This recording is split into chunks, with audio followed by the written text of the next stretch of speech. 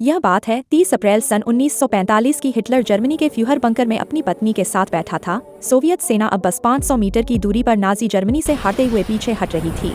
सुबह 4 बजे Soviet red army Berlin के केंद्र में पूरी तरह घुस चुकी थी। हिटलर रात भर नहीं सो पाया था। उसे समझ आ गया कि युद्ध पूरी तरह समाप्त हो गया था। हिटलर अपने निजी सहायक हाइंस लिंच को बुलाता है और कहता, अब मैं जर्मनी नहीं छोड़ूंगा, यही मरूंगा। सुबह 7 बजे जनरल हेल्मुट वाइडलिंग से रिपोर्ट ली जाती है। सोवियत सैनिक सिर्फ 300-400 मीटर दूर रह गए थे।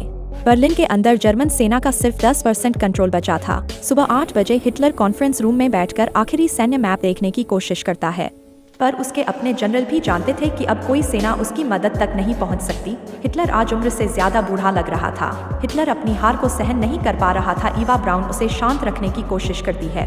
बंकर में सब लोग जानते हैं कि आज फाइनल दिन है।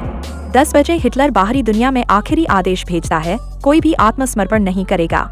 लेकिन यह आदेश अब किसी को प्रभाव नहीं कर रहा था।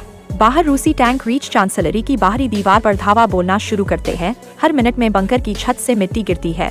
हिटलर अब पूरी तरह हार चुका था। वह अब आत्महत्या करने वाला था। हिटलर अपने निजी डॉक्टर स्टम्पेगर से पुष्टि करवाता है कि साइनाइड जहर का कैप्सूल पूरा प्रभावशाली है या नहीं। वह अपने कुत्ते ब्लॉन्डी पर जहर टेस्ट करवाता है। कुत्ता मर जाता है। दोपहर 1 बजे हिटलर अंतिम भोजन करता है। उसका अंतिम खाना सादा पास्ता और टमाटर सॉस था। उसी समय सोवियत सैनिक रीडस्टैग पर झंडा लगा रहे होते हैं। खाने के बाद दोपहर 2 बजे हिटलर अपने निजी स्टाफ से अंतिम विदाई लेता है। दोपहर 2:30 बजे हिटलर और ईवा ब्राउन अपनी निजी मीटिंग रूम में जाते हैं। हिटलर ईवा को कहता है कि तुम जाओ अगर चाहो, पर ईवा इनकार करती है।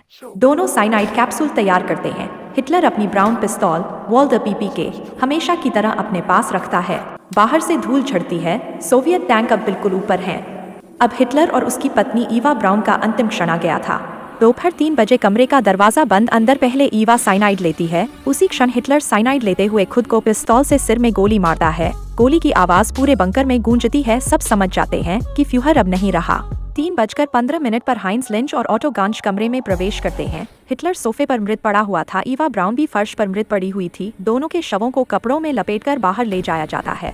4 बजे चांसलरी के गार्डन में हिटलर और ईवा के शवों को पेट्रोल डालकर जलाया जाता है। गोलाबारी के बीच सैनिक लाइटर से आग लगाते हैं। दोनों के शव लगातार आग की लपटों में जलते रहते हैं। कुछ देर बाद उनके शरीर ऐसे हो जाते हैं जिससे कोई उन्हें पहचान ना सके।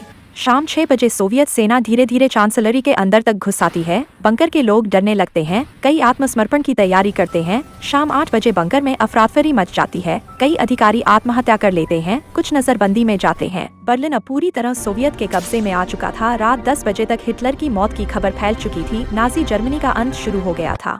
लेकिन नाजी